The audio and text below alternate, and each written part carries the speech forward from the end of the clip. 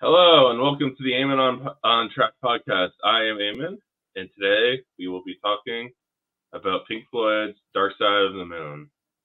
I have today with me Gary, who has requested this album.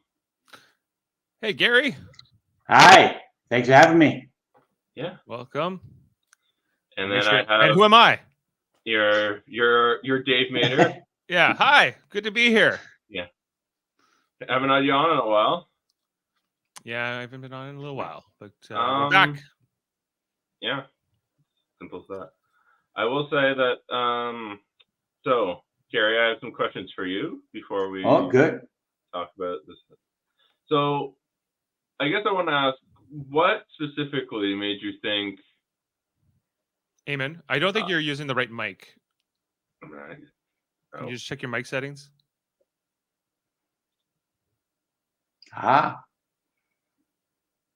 Using the camera mic.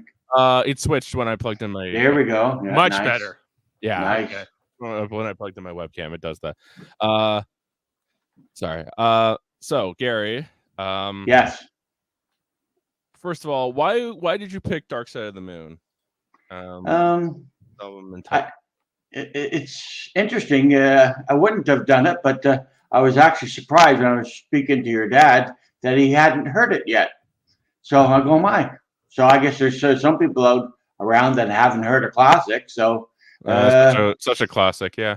Yeah. So I was wondering that maybe people still need to be reminded of the younger generation if they're not aware of. I thought most people were, the younger generation, but I am literally my father's son, and I have heard this album before. I had heard of it. Well, I mean, I've listened to it before, and I was confused for years. I thought that Pink Floyd was a guy, but then I was told it's actually a group. Technically, it's a guy. Well, but you're not wrong, because at one of the meetings on the following album, they walked into the executive's office, and one of the fellas and the executive says, "Okay, which one's Pink?" Yeah. So and Pink Floyd was named after two guys that were famous blues musicians. So one was Pink and one was Floyd, and they put them together. So yeah, you're not wrong. That's interesting. And Gary, so you have a background in music, I believe. You've and a passion for audio recording, engineering, things like that. Well, I was a trained recording engineer at Fanshawe College. I went back when I first brought out the program, one of the first of its kind. Started by Tom Lodge, who had one of the founders of Radio Caroline, if you know anything about that story. They used to broadcast from two ships over in BBC, and they had the largest radio audience in the world at that time. And it was a pretty interesting story. And I think they did a movie about that, but the ships at sea or something like that with some famous movie stars, and they broadcast from the boats that they bought into BBC, into England and the coast of France and so forth, and they had the largest radio audience in the world at the time. And he actually started the Beatles and the Kinks and the Rolling Stones when the BBC wouldn't play them, believe it or not. It was just the start of it. They wouldn't play that crazy music. And so he gave those bands a leg up. And he was quite an interesting fellow. His name was Tom Lodge, and he started the program at Fanshawe recording. And a lot of my friends in the music industry have recorded much of the music you've heard over the last 50 years. So then I did the live sound in some big nightclubs in Toronto and some large venues. And then I was disc jockey as well for playing the music in the scene in the early 70s and early 80s. And it was so my passion for music was enough to make a career out of it. Yeah, I remember Jane telling me a story about you listening to that song "Hang the DJ," and you were like, "What's that? What is it going after us? All those DJs." Yeah, there's a Black Mirror. I remember something about that. Yeah. Well, yeah. I guess it got to me a little bit. Well, I don't know why they wanted to do that, but sure people are passionate if you play the wrong song, I suppose. Yeah. So I knowing your background in music and engineering and DJ and all that kind of thing, and then Eamon also has a lot of that. I'm planning to study in that field. Yeah. So it's very interesting. Yeah, you've got to have a passion for it because I was very lucky at it that I was actually made the money at while I was doing it. For sure. It was a nice life, but I was pretty lucky. I had one of the best big gigs in Toronto that I could go to. But I loved concerts, so I went to a lot of these concerts as well. So I was at Pink Floyd before the week the album was released, and I managed to have a copy here. I still have That's amazing. Japanese pressing, so I was That's quite fun. into it. We seen my friend picked up the album, and a whole bunch of us listened to it in his living room. And we had it came out on Friday, and we listened that weekend. I think we had tickets on the Tuesday in Toronto, and a bunch of us in a van went up, and we had seats right in the middle on the floor for that album, like 3 or 4 days after it was released in Canada. But I remember all of us sitting in his dark living room, 15 guys, and we didn't say a word for the entire play. Like, I mean, usually if you guys don't sit quietly, I don't think it had ever happened before. And we were all just, when it finished, I remember everybody just looking at each other, just blown away. We knew at that moment that it was an unbelievable feat before we'd even seen it live. Right on. Yeah, so great. Glad to have you here on the show. Gary, I just want to say you're peaking intermittently, so you might want to just push your laptop a little bit further away from you. On audio? Yeah, just sometimes when you hit a certain... When you hit like a very high moment, yeah, you're peaking a little bit. You're peaking just a bit. Oh, okay. So I've been trying to adjust recording engineer get the sounds... I just wanted to let you know. So okay, it's probably just when you get really loud. I'm a loud talker, so my wife's that's all right. giving me that enough in my life. But all right. Well, Eamon, where do you want to start? I think that we should start with the beginning. I think start at the beginning. The Dark Side of the Moon. Okay. Well, the first track called "Speak to Me." Speak to Me. This is a more subtle track. I'd say so. I put it on and I was like, "Is there a song happening?" Yeah, it takes a second, but it's kind of like the intro piece of this album. Got the beating of the drum, very heart-like. I think. I think you got this build-up of music, and it's funny to think about because Pink Floyd is very light album. Pink Floyd is not a band known for having very light albums, but Dark Side of the Moon is surprisingly a light album. I feel like. What do you mean by that? I'm not sure. I mean,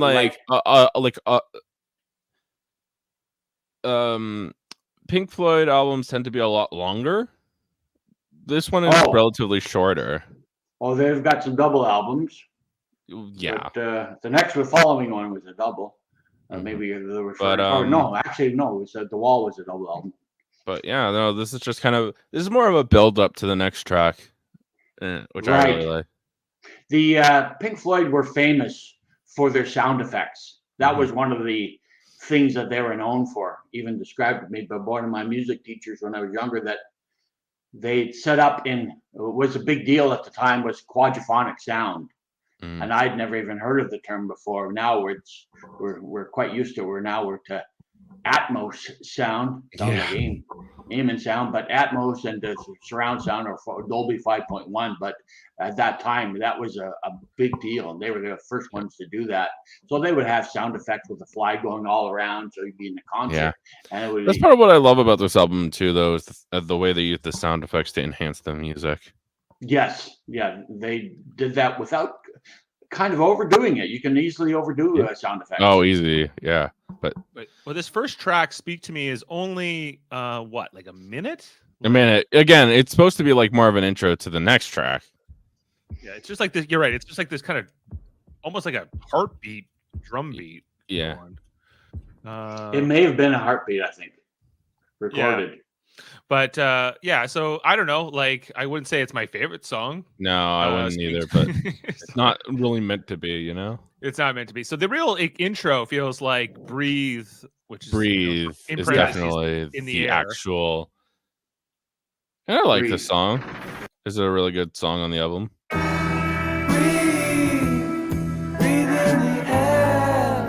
It's not bad. It's very psychedelic. It's very the vibe you get for the rest of this album is kind of established, I think, here in this song. Which is like, I need a lot of psychedelics. I need some drugs. I just want to like get on the couch or something. I don't know, like, you know, that's how what the mood I feel like it's projecting, or it just might be the imagery I have of how this song has been used in a lot of movies. Very much so, yeah. Very much about This the is, 60s and 70s. You know, Pink Floyd was very much known for being, I guess, a stoner band, even though I don't really think that fits their image or who they were. You know, that was the idea. In the 70s, psychedelics and Pink Floyd were synonymous to a certain degree. So that was there was a mood band that you create, set a mood. But if you this definitely titles, sets a mood. Yeah, you know, Roger Waters sets the mood for the rest of the album. Yeah, Roger Waters, the author of the album, who wrote the lyrics, that's credited on the album. He wrote much of this, I think, in his earlier life, and I think it was reflection. I think that why it struck a chord with many people, even me. I remember that is the essence of growing up and what you experience through life, and why it still hits home now. And I watch some of the reactions that have come out with other people, and it's quite. I find that quite interesting too, when some of them do that, and somebody's hearing it for the first time, and it's quite moving when they listen to the words, especially in time, which is quite profound, and it. I mean, we'll get to time in a second. Okay. Well, yeah. What else? Is there anything else on this song that we really wanted to touch on? But Eamon, I think it's leading up to time. It's kind of leading into that and getting you prepared for where they're going to take you. But waking you up. But it's setting the mood and then moving you away into it. I think very, very good. It captured us, that's for sure. Yeah, Eamon, can I hear you? Sorry, is something up? You're very quiet. Yeah, your mic's gone.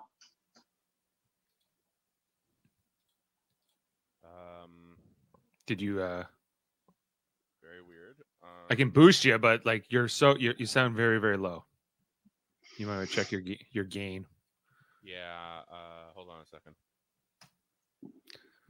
We're having all kinds of audio engineering. Well, I need an engineer over there. That was my job, is making sure that was fixed.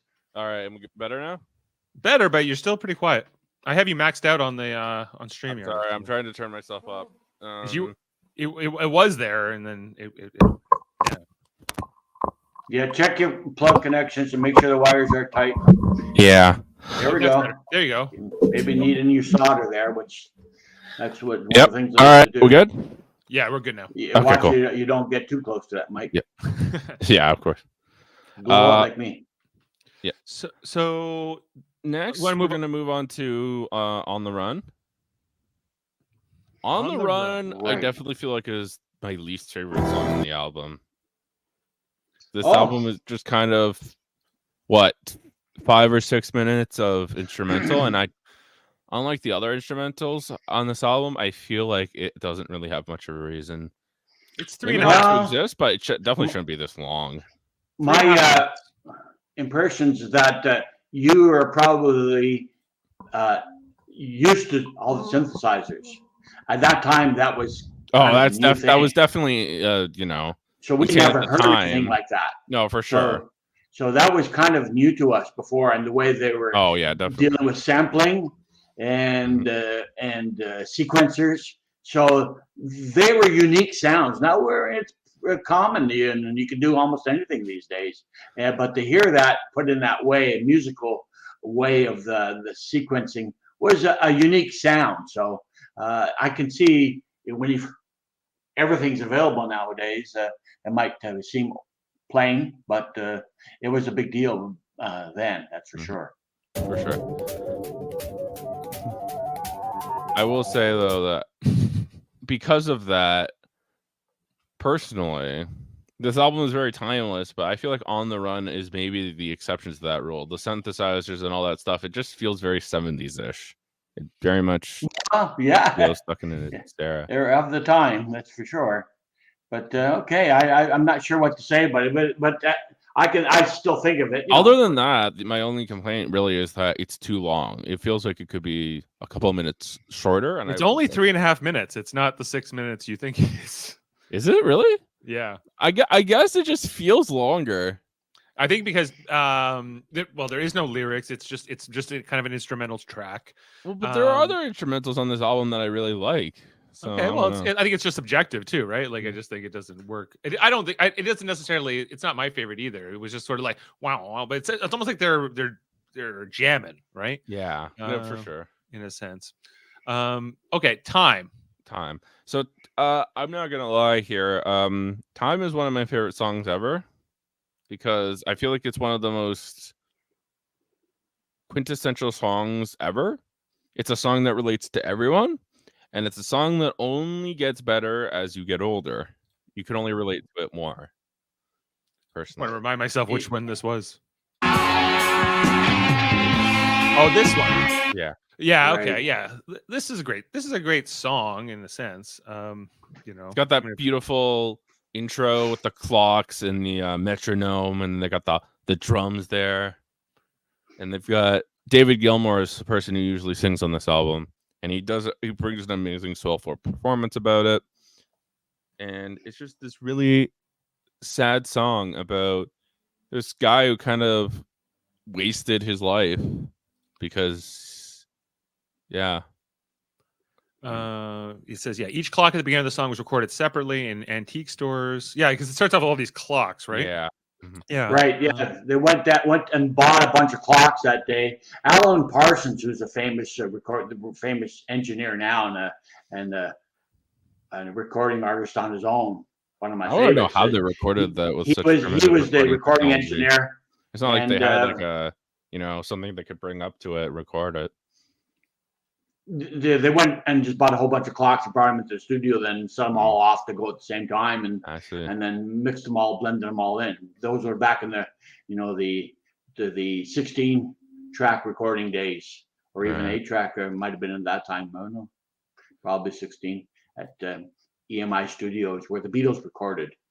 That they did this. Yeah, that's right. This is an EMI album. So that was a big deal for the clocks. It was always interesting. Yeah. And there was a unique idea, but the song I find, even as what would I have been, a 16-year-old, or 15, 16-year-old, then would have hit me profoundly, and without the concept of a long life, but those words are magically resilient and they hold up today. And I've seen many people cry when they've heard it for the first time, if they can actually understand the lyrics. So that's I think what I was talking to you, Dave, that profoundness of a song. It's hard to find songs that touch people deeply, and that's it's just such a beautiful song too. Yes, like lyrically, musically, I just think it's amazing. I knew that I had heard it recently, and I was just kind of looking at that. It was it's the opening. There was a Marvel film that came out 2 years ago called The Eternals or Eternals. So it's that's this song starts that movie. And I also heard it in there was the Flash trailer that also used this recently. So it's really weird relevant choice for a superhero movie, but okay. Well, what is this song about? It's about old age. It's about aging and dying. Basically. Well, the Eternals are about this ageless people, right? But I don't know why. Fair. Why? But why Flash? I don't know why they used it in the Flash. Okay, cool. I don't know that one either. But the whole point is that the time is not eternal. For us, we're mortals. Yeah. And that's what makes it different. Go through the lyrics. I don't know if I say it without have copyright issues. Mhm. If I talk it, yeah. No, But- I'm And fine. you run to, to catch up the sun, but it's sinking. And No, yeah, racing around you're to allowed come to up read the behind you lyrics. all day. Yeah, and Oh, for racing sure. around to come up behind you again. The sun is the same in a relative way, but you're older, shorter of breath, and one day closer to death. I mean, I know, that's yeah. one of the best It's poetic really good. lines It was really- in literature. So I mean, that's I think that's why it lasted on the top 100 Billboard list for many hundreds of weeks. I'm thinking 700 weeks, and so that's quite a feat to It's stay there for insane. that many Yeah. years. This album That's is just, years or and this years. song is just amazing. Yeah, Yeah. I think that But possibly. anyways, do you have because anything of else that. to say, Dad? About that about one? That guitar solo is probably one of my favorites of all time. That gave David Gilmour as a recording engineer. I love It's beautiful. Solo. Stratocasters, and that's what his guitar was. And he had that sound, and it's still music to my ears whenever I hear a Strat I mean, played it ties his with style. Comfortably Numb solo for like my favorite David Gilmour. song. Correct. Yeah, that's the other one that really hits big time. So he's Yeah. got the masterful in his taste of not overplaying or overdoing it. Yeah. In my ways, like when people shred, A I'm not soul so one, too. impressed by. I'm more impressed with melodic tones. But anyway, that's what gets me. It keeps me a fan. Yeah, like only thing left to say on this one for me would be so the piece of trivia: the album track also includes a reprise of the song "Breathe," which was the second song on the album. Right.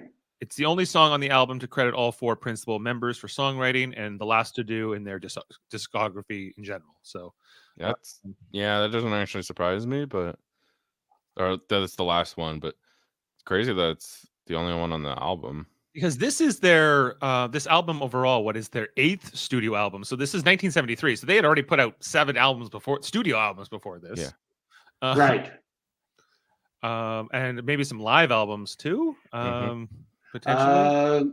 A None couple that I'm live albums, a couple aware of. of mind you, when they're counting 7 albums there, I believe they're counting a couple of soundtracks they did.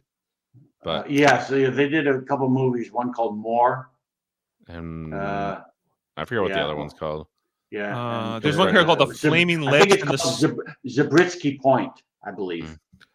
they're mentioning here, yeah, like Dub Side of the Moon or Dubber Side of the Moon. Dub Side of the Moon was a Pink Floyd album done in dubstep or like reggae. Oh, that's a tribute album. I'm sorry. Yeah. Tribute album, yes, right. So somebody did that. It's interesting, but of course. I guess while we're here, we should probably mention that Roger Waters, for the 50th anniversary of Dark Side of the Moon, he re-recorded this album by himself, and I think it sounds way worse. Yeah, I've seen it out there. I haven't heard it yet, but It just doesn't sound nearly as good as the originals. Doesn't sound as well produced, and Dark Side of the Moon is a very David Gilmour album. So when Roger's singing his parts, it doesn't sound good. Oh, right. Yeah, he was not the master voice. It'd be like John Lennon trying to re-record all Paul McCartney songs. Yeah. Well, John Lennon's a good singer, though. Yeah, I've never. I like Roger Waters with singing, Roger's but voice. like objectively, he's not an amazing singer. So maybe more like Ringo Starr trying to re-record all. Yeah, sure. That would be a better comparison. Yes. Anyways, so now we move on to the Great Gig in the Sky. The Great Gig in the Sky. This is technically an instrumental too, but it's got a voice on it. Well, we'll call that scratching in Claire Torrey, who just wails her. Oh, this is the song I think is the one that I was like, I love. Like, I love vocals and I love singing, and I feel like this is the one that had the best example of that, even though it's more of a yodel, you know.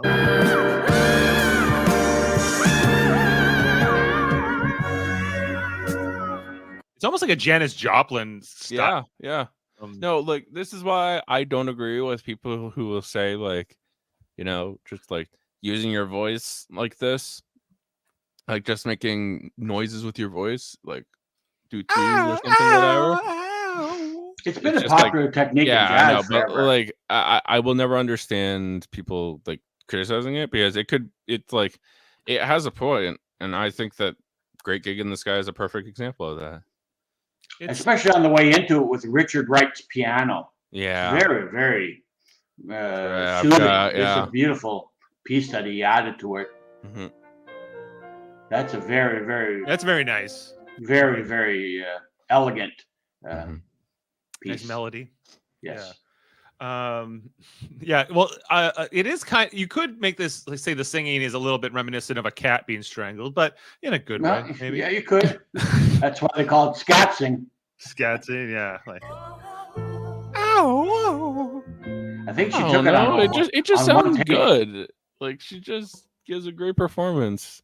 So it's hard for me to describe, but like, well, it's very much in line with the feel of the album, which is all, very introspective, very sort of like jam session to me, Yeah. but carefully crafted. When you really analyze it, it's not a jam. Like, it's more like deliberate, but not in your face, not necessarily like performing for you, but almost for themselves, right? Is the vibe I get from it. The thing you have to remember that at the time, going back to '73, that when we heard something like that, you know, Pink Floyd, there's a popular band to usually mostly teenage boys. We'd not heard anything like that. Usually, you're not into jazz quite yet, and so that was a unique something like wow, what the heck is that?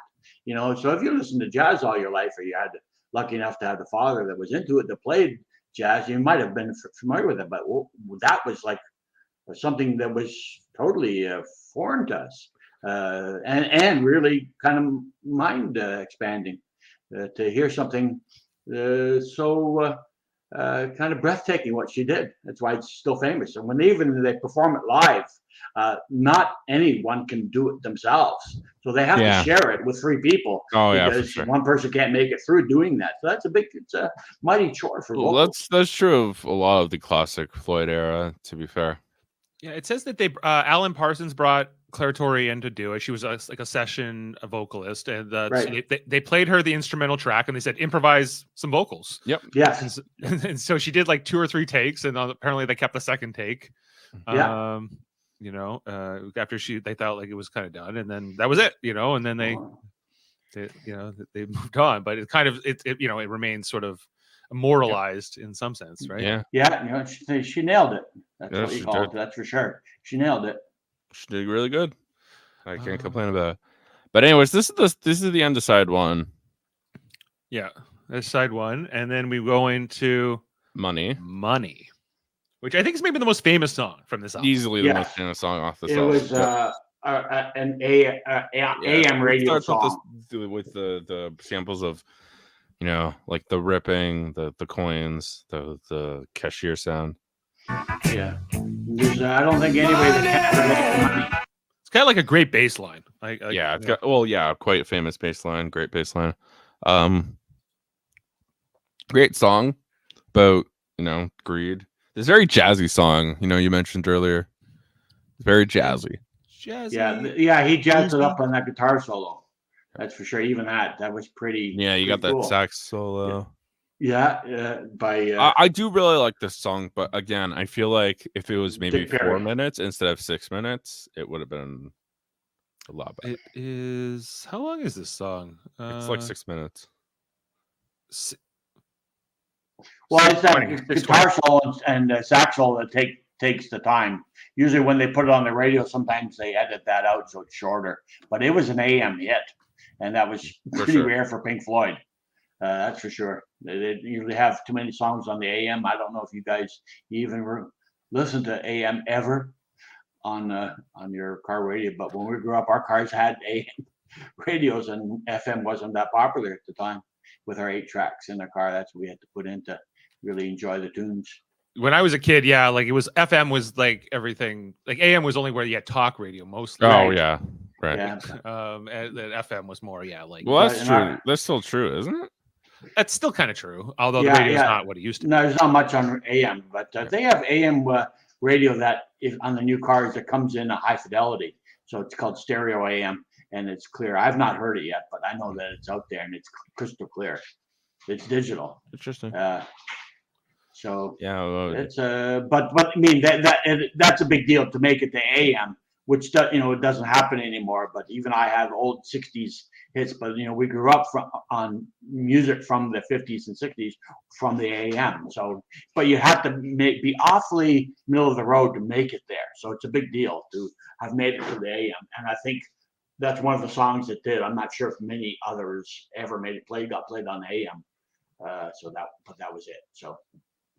It says here, distinctive elements of the song include its unusual time signature. It's in 7/4/4/4. I'm not sure I know exactly what that means. 7/4, yeah. That means you have. Well, it's hard to explain, but I mean, you took music class. I took it, so it means 7 beats in every 4. 7 beats in every measure, right? Yeah. So, and there's a tape loop of the money-related sound effects, such as the ringing cashier register and a jingle of coins. Those effects are timed right on the 7/4 beats and acting as a count in at the beginning of the set tempo and are heard periodically throughout the song. So they're actually working those sound effects right into like the composition. Right. Which was a big deal at the time. Right. We're just added. They were actually in the song, in the beat. So that was a unique. It says various voices can be heard as the track fades out to the next song, which is called Us and Them, which we'll talk about shortly. Yeah. Roger Waters asked people who were present in the studio at the time random questions and recorded their responses to the song. Paul McCartney, who happened to be in the studio at the time of the recording, was questioned as well, but his answer never made the final cut. Oh, interesting. Right. So, there you go. That's all those voices in the back that you hear throughout the album, which is very interesting. Some people leave little gems of wisdom. There you go. I like it. All right. Well, how about Us and Them? That's a segue over to the next track, Eamon. I really like this song. This song is just humongous. The way it has the calm and then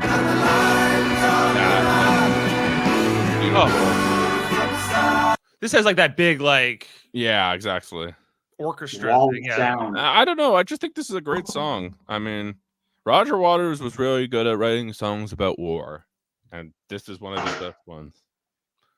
So the song's about war? Yeah. Us and Them?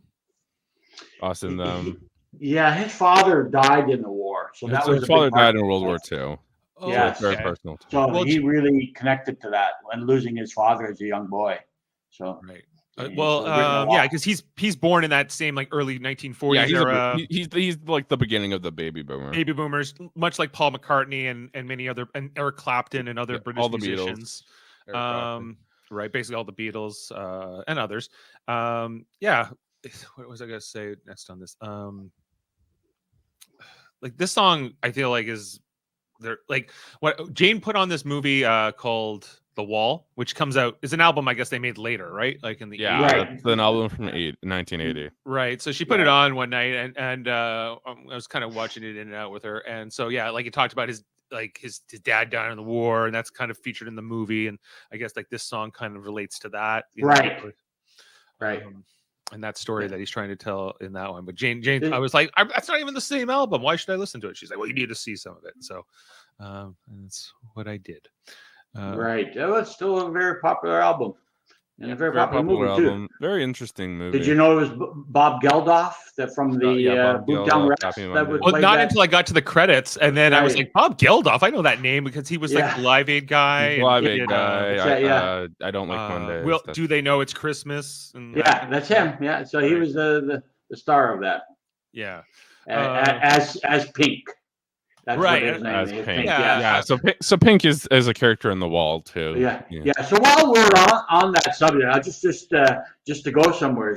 A couple years later, after this album, they did an album called Animals, and my wife and myself, I was training to be an engineer at the time, and I drove to. They weren't playing in Toronto; they were playing the Animals in Montreal. So we went to the Olympic Stadium for the concert. We drove and camped out for that concert, and it was packed. The Olympic Stadium for the Olympics was packed with people. I think at the time it was the largest audience for one band ever, and their shows. And I'd never seen anything like it in my life.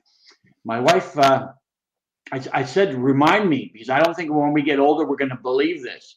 But nobody would leave after 3-hour concerts, or over 3 hours, and the lights. They did 3 encores. Yeah.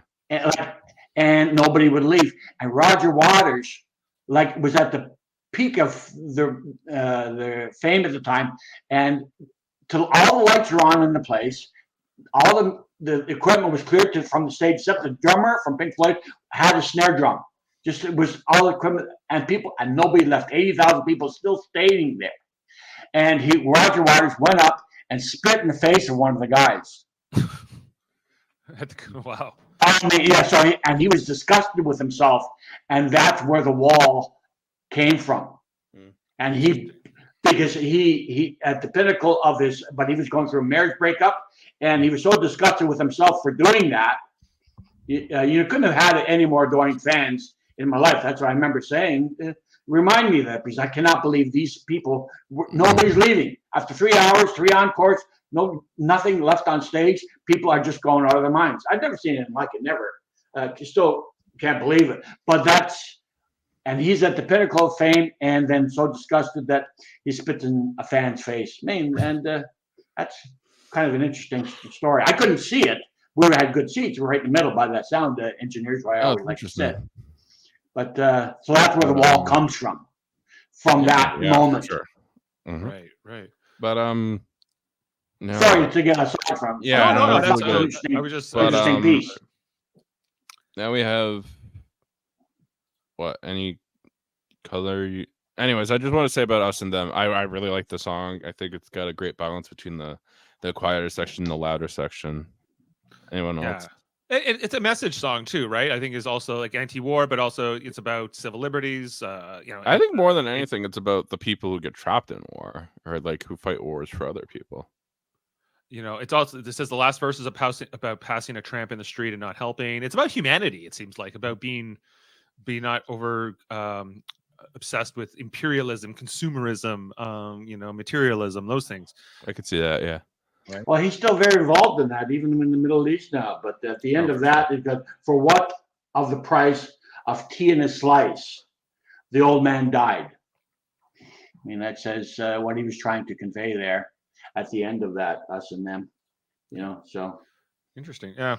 Okay, Eamon, let's move to the next one. Any color you like. Any color you like. So, this is. I'm just. That's. I think that's the instrumental that you're talking about. Yeah, this is the last instrumental, other than like Eclipse. Yeah, so they just doing some interesting things with the keyboards we had in the days, and that was kind of a unique. So again, this is kind of an instrumental, like On the Run, but unlike On the Run, I feel like this one is a lot better. It doesn't I think they're about the same length, but like this one feels like it doesn't overstay its welcome. It's more melodic, that's true. It's got the I think there's more interesting about Any Color You Like to keep my attention more. I'm just seeing if there's anything like to really talk about on this. It's more I like how it's spelled the British way and or Canadian way, like color. Well, they're British, Well, yeah, they are. Yeah, they are. So it reminds you of that in the title. The origin of the title is unclear. Waters may have settled this question in an interview with the musicologist Phil Rose, who says, in Cambridge, where I live, people would come from London in a van, a truck, open the back of the stand of the billboard of the truck, and the truck's full of stuff, and they're trying to sell, and they have a very quick and slick patter, and they're selling things like crockery, china sets of knives and forks and all the different things, and they sell it very cheap with a patter. They tell you what it is, and they say it's 10 plates, lady, and this is that, and the other, and the 8 cups and the saucers for the lot. I'm not asking for 10 pounds, not 5 pounds, not 3 pounds, 50 bob to you. This is some quote he's saying. Oh my God, this is quite the explanation. I was just trying to get to the so metaphorically, any color you like is interesting in the sense that it denotes offering a choice when there is none. So I guess when you go to negotiate for something, but somebody just like presents you with like 2 options and you may choose nothing. I guess any color you like. Henry Ford had something like that. You can have any color you like, as long as it's black. Right. Yeah, exactly. I think that's what the reference is to here. But again, more like definitely it's about those synthesizers, the keyboards, this song, just like feels very much in line with the album, just I don't know, putting you in that mood, that's psychedelic. You're right. Well, it's bridging to the next song, Brain Damage.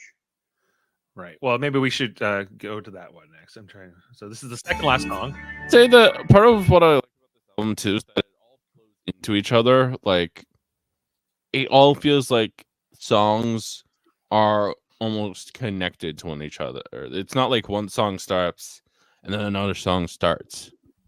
It's the whole album is one humongous song in a sense. Yeah, they call that concept albums. At the day, it was kind of a little bit like Sgt. Pepper's when they kind of started that idea of the whole really concept flow playing into each other together. perfectly. Whereas flow, one yeah. song leads into the next song. Leads into Yeah. the next song until So it connects. So yeah, Right. you have a hard time taking it off. Well, that was one of the things with this show where Eamon wanted to do albums, and I've always been less of an album guy and more of a song guy. I like this song, I like that song. I don't necessarily get attached to artists if I can avoid it. If I have. I wonder if that's a reflection on what the time that you've been growing up in the digital age, more or less. It was a bit of that. It was my parents were also like they were huge into country music and I don't know, but all kinds of different types of music as well. So, and I either liked the song or I didn't. I wasn't necessarily like idolizing a particular musician or like their work, but obviously that a lot of people do. Like they get more attached to the discography, the what this band represents or what a singer does. So like. When I think of my favorite band, I often think of the band, but it's not even really, like my favorite. I just like I have my favorite songs, whoever happened to make them.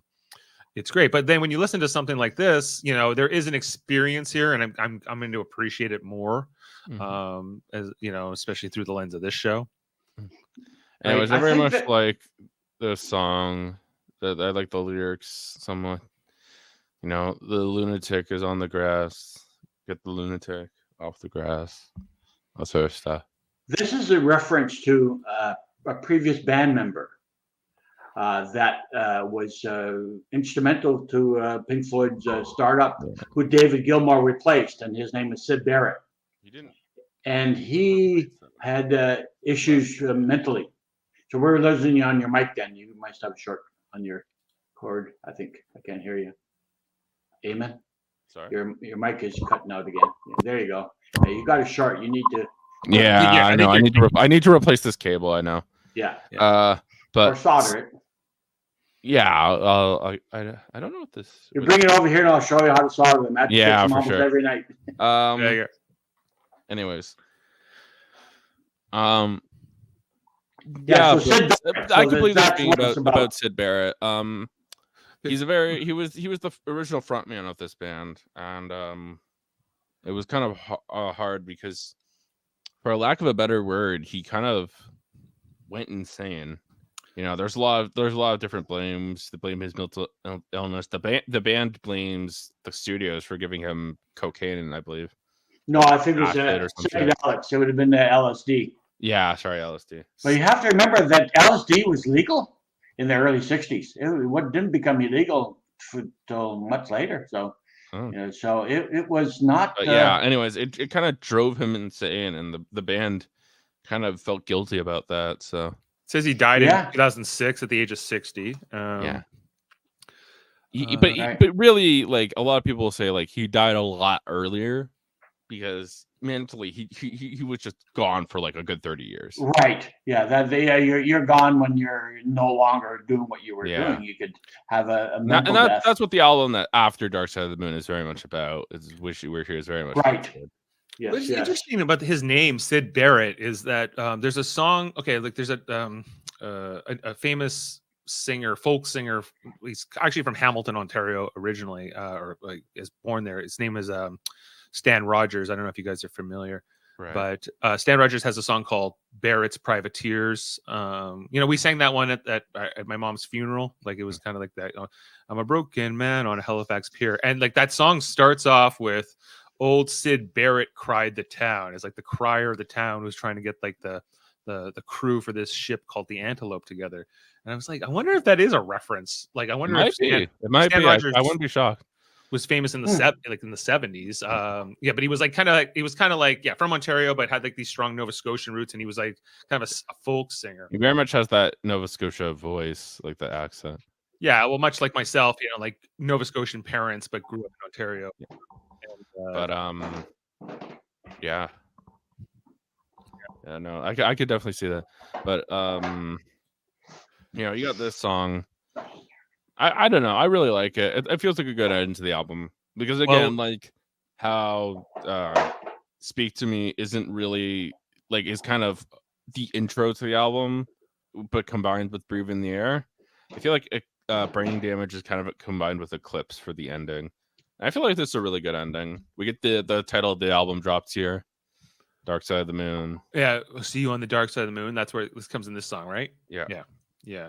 But there's one more song. Yeah, but "Eclipse" is more of a ender. It's kind of like how that first song. Yeah, that's what I'm saying. Which was called what? "Speak to Me," right? So the Eclipse is kind of like just a soft closing. Mm-hmm. Got the soft is an interesting term. Well, it's trying to get oh yeah, it's not soft. It's like it's boom, right?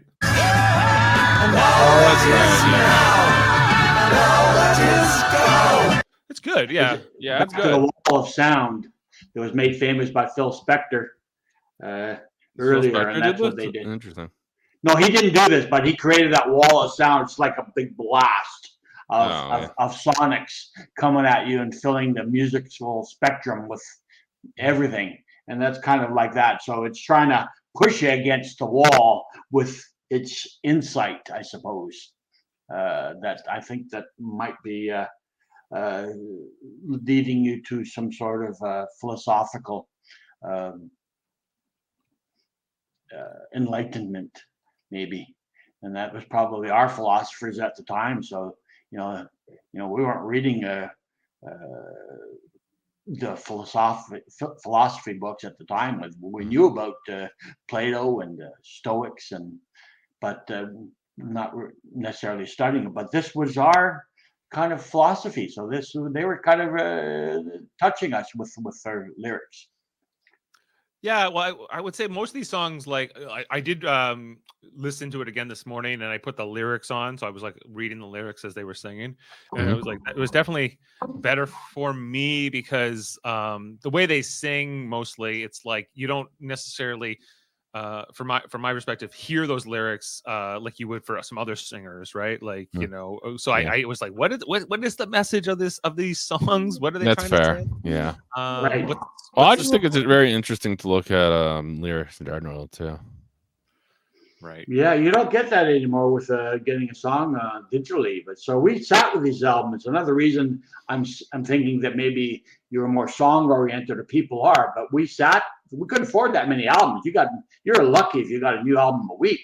So you played that over and over again. You sat with it and listened to the whole thing, but you didn't have other choices. We were after the singles. My sister grew up with the singles in England, and then the LP, what they call the long play, came out, and we sat with them, and they had to work on putting better songs on the album. So that was a big deal. Even the Beatles started with singles, and then the long plays came out, and they started making albums with all good songs rather than just a bunch of nothing in between them. So that was all kind of unique. And so when this was a whole big new understanding of the concept album and having it flow all the way through and everything being good.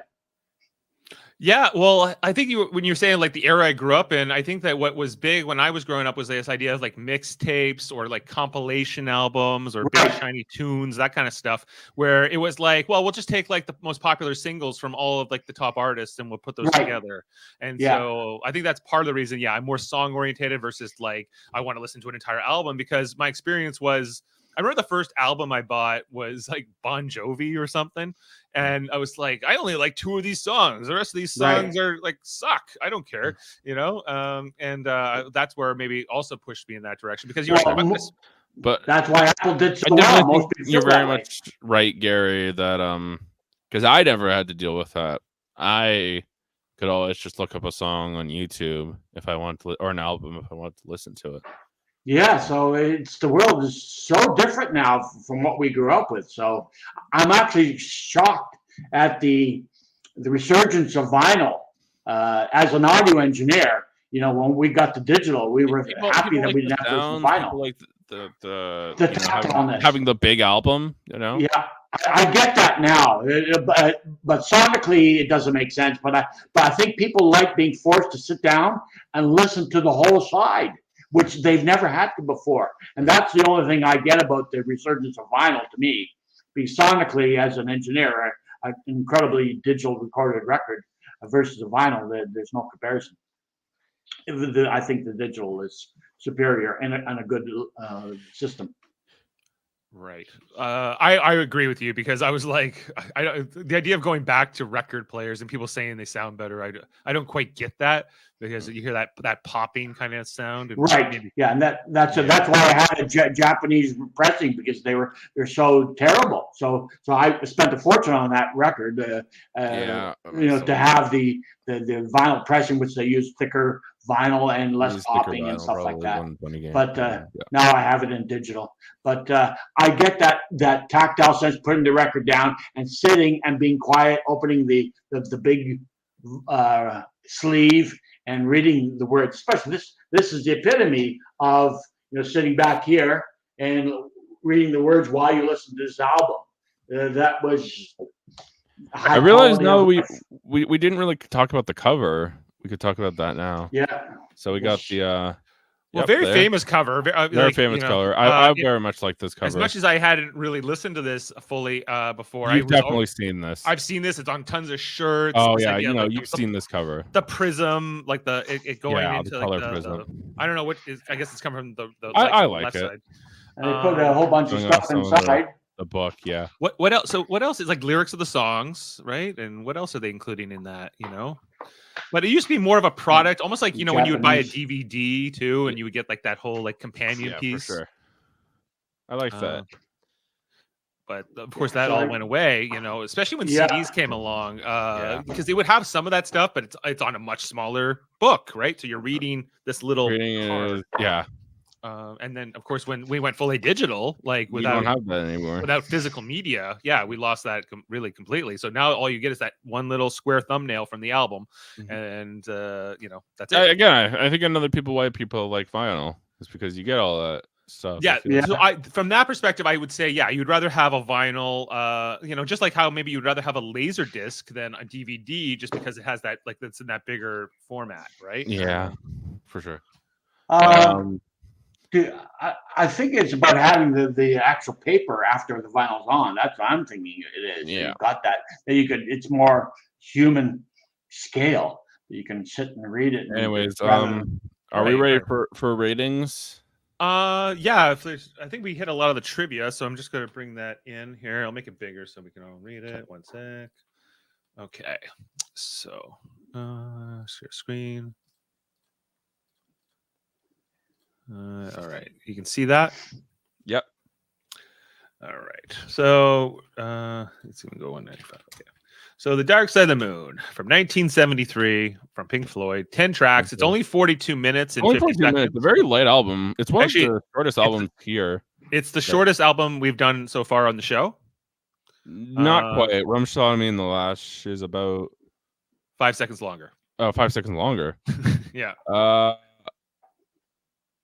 Yeah, then it is the shortest album we've done so far. Yeah. Well, you know what? I'm going to tell you, the issue of when that was recorded, making vinyl, you could really only put 20 minutes. Whenever you put more on each side, you had to compress it, and it sounded worse. So you could put longer ones, but it was not good to do that. So having longer albums. So now that you see all the other ones you've done, they're digital, and so you could go as long as you wanted. Yeah, not necessarily. Or you had to have like this deluxe big album, Waltz. like the Beatles' White Album, like the last doubles, right? So the One Night Only. pre-digital. One Night Only's from the CD era, so you have to kind of go before like even 1993 or so before. Yeah. You're still. Well, we got we got Rum Salim in the Lash. We got Nevermind, kind of. Yeah, that was digital world.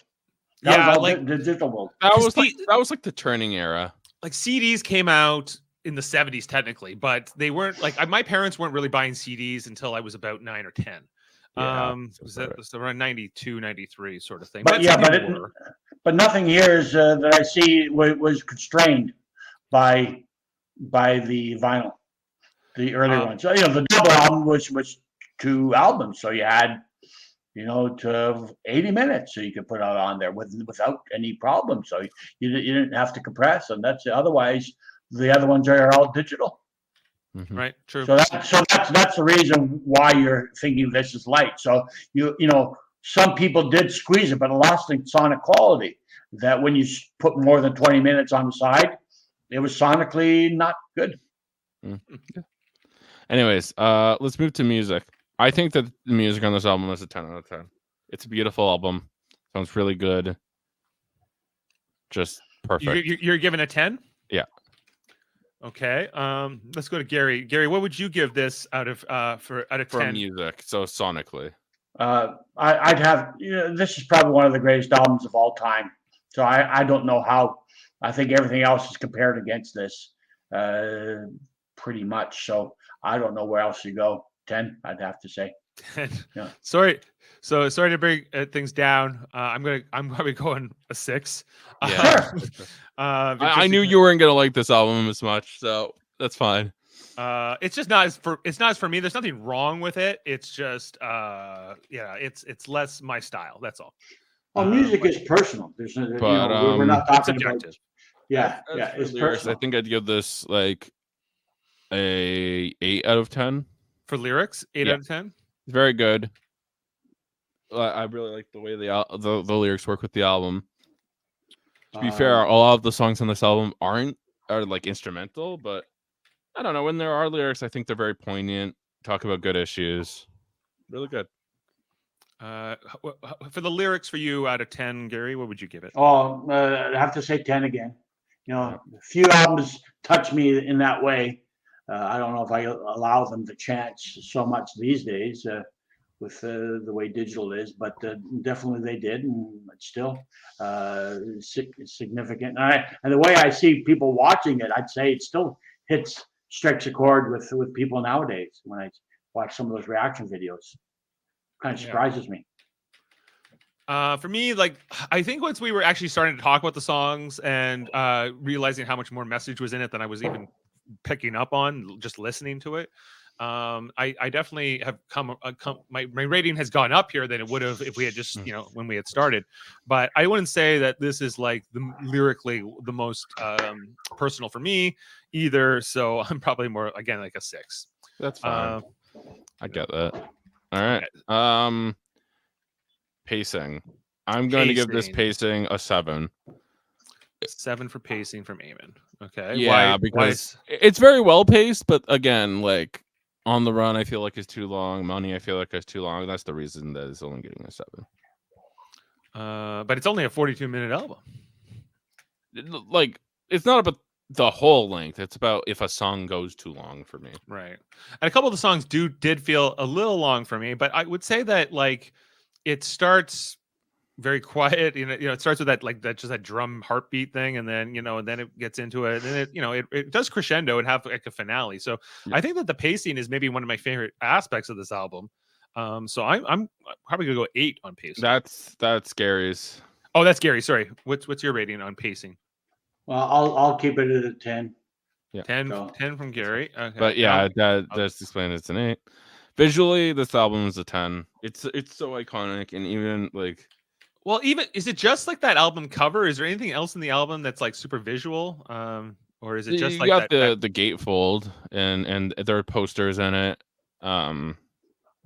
There's like this poster of the pyramids that came with it. Right. Okay. I mean, that's what I think of. Yeah, it's iconic. I actually have it on my bedroom wall. It's really nice. I've always loved the simplicity of it. Something about it just, I don't even know how to explain it. I just really And love he gave a little physics lesson from the what was from his Pink name? Floyd. Yeah, it's a Got 10. got a physics lesson I from personally don't even from Newton. like. So what was your rating, Eamon? It's a 10. It's a 10 for visuals. I guess it's so iconic, but yeah. So sorry, Gary's the next rating. I'll do a 10 on that too. 10. Sure. I it's pretty cool. Like like they were the first to do that. I give it a 9. That's fair. And then for production, it's a 10. It's beautifully produced, very clean. You know, the space that some of these instruments can occupy is so humongous. It's amazing, and all the little lines and stuff. Yeah, You stick with a 10, Gary. No, Perfect I might production. as well Yeah, give it a natty Kaminich. I think I'm inclined to agree. Like it's a very well produced musically, and so it's hard to fault. I'm probably at like a 9.5, something like that. that's fair. So I'm at So- I'm averaging a 7.7 across 7, all those yeah. categories. Gary, of course, is Gary straight gave 10. it flat 10s, which very much- Straight 10. and I gave it a flat 9. You're It's a- averaging it's- a 9. So combined, when our powers combined, let's just have a quick look Is here. We are at an 8.9. So it's Yeah, you brought down the score. with you your brought down sixes. everything. I'm bringing everything down, but Gary's bringing it way up. So you know. Yeah, that's okay. true. There we go. So Flat it 10. averages out. Yes. So Final even rating. if you watch the Making of Great Albums series, even David Gilmour, when they were finally mixing it, I think even he realized, oh my God, I think we've really got something here. You know, so that was even startling to him. So, and it's hard after you've been mixing an album. I can tell you that it all sounds like mush, or you kind of lose it interest after hearing it played. But just to hear it all come together and him realizing, wow, I think this is really something. He dreamed. This is interesting. He dreamed and he wished that he could hear that album and not having heard it before, and then hear it for the first time. Right.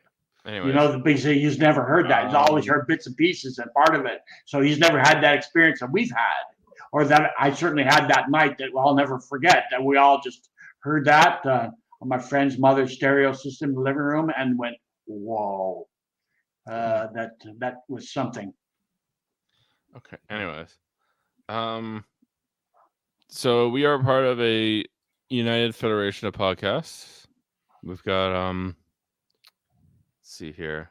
We've got I think I saw something in the DM the other day about Hold Up. Yeah, cousin Davan and Chris Murphy doing Hold Up a Movie podcast every second Wednesday. They're going to be talking ghost movies next week, including I think The Fog is one of them. 13 Ghosts, I think, is another one, and some other movie I've never heard of. But if you check out their podcast, if you like movies, I was just on talking space movies with them. It was like Apollo 13. We did Outland and Ad Astra. So always a good time over there on Hold Up. Mm-hmm. We've got Super Mader Brothers. What's going on? The Super Mader Brothers podcast right now featuring Big Brother 25 and Survivor season 45. We're covering all those episodes. Okay. And then we have the Mary Mader Marvel Society over there where we talk about the MCU movies and things like that come out. What are you guys talking about right now? Marvel? We have Loki season 2 to talk about once all 6 episodes come out, and then we have the Marvels this spring this fall. We got Trivial Debates happening? Yeah, Trivial Debates will be on tomorrow. They'll be talking about horror. There's always there's a host and 3 guests competing in a different theme, and this will be our second horror Trivial Debates this month. So look out for that. So speaking of horror, we got Hellbound podcast starring Michael J. Yeah, Michael Chan, who I just mentioned, will be on Hold Up talking those ghost movies with the guys. They have their own horror movie podcast called the Hellbound Podcast, which you should check out wherever you get your audio podcast. Then we got X-Rated, an X-Men podcast. Yes, they just finished up the rewatching all of the classic cartoon X-Men the animated series, and now they're going into X-Men movies and shows and things like that. So and they're also looking forward to X-Men 97, expected to come out with Disney later this year. the sequel series. I see. And then we've got is that everything? On the Live Long and Podcast, maybe. Oh yeah, Live Long and Podcast. Our Star Trek channel, where we talk all kinds of different Star Trek, like a Star Trek. Right now, we're finishing up our Star Trek Enterprise rewatch. We're going to be finishing up our Star Trek Deep Space Nine in the near future. Star Trek Lower Decks, all kinds of Star Trek happening on over at Live Long and Podcast. What are you talking about this week? We got the last two-parter of Star Trek Enterprise, which is called Demons and Terra Prime. Right before we get sort of like what's considered the actual finale of Enterprise, and then we have Star Trek Lower Decks season 4, episode 9 on Thursday. And there's always like trivias and games and all kinds of stuff coming out from Live Long and Podcast. And then I think that's it. So thanks to Gary. Thanks for coming on the Gary. show. My pleasure. Thanks for having me. Thank you, Dad, for sticking through it, I guess. Well, I never thought I'd say that about this album, but you know. It wasn't like the worst thing I ever listened to. I wouldn't have listened to it if we hadn't done this. So yeah, I'm glad we did. But so, just like how I watch sometimes movies that I would never watch. I think that's it. So. I think that's it. So thanks, and make sure to like, subscribe, and tell your friends about the channel. Yeah, this has been the Eamon on Track podcast. See you next time. See you next Adios. time.